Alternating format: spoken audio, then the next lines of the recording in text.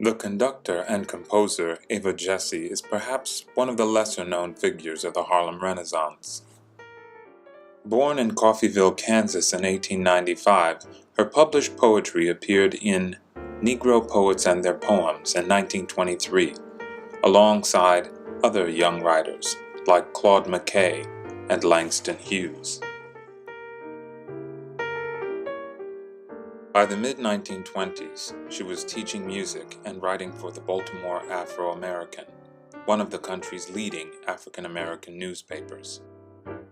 In 1927, she was asked to write a review for a new play by DuBose and Dorothy Hayward. The play was based on DuBose Hayward's best-selling novel, Porgy, a tragic love story set in the Gullah community of Charleston, South Carolina. Little did she know she would remain connected to this story for much of her professional career.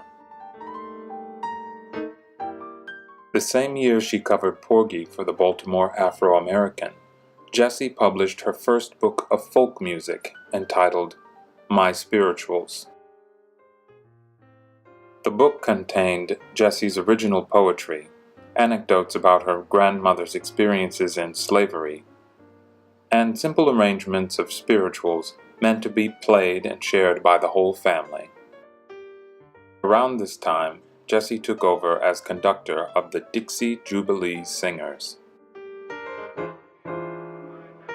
The group sang traditional African American music and eventually came to the attention of Hollywood director and producer King Vidor.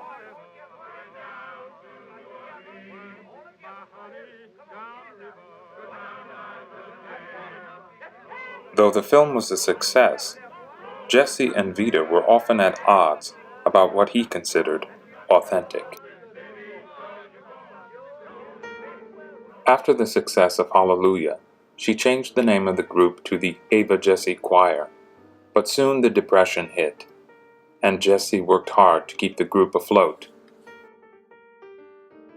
Virgil Thomson and Gertrude Stein were working on a new modernist opera called Four Saints in Three Acts, which they intended to perform with an all-black cast, and Eva Jessye was determined to get the contract.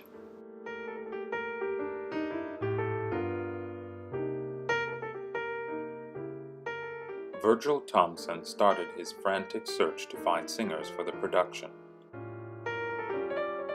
Paul Johnson's choir auditioned, but Thompson's music was particularly difficult to sing, and since most of Johnson's singers could not read music, the contract went to Eva Jessye. Four Saints in Three Acts was a success, and its conductor, Alexander Smollins, was instrumental in getting the choir an audition for their next major project, Porgy and Bess.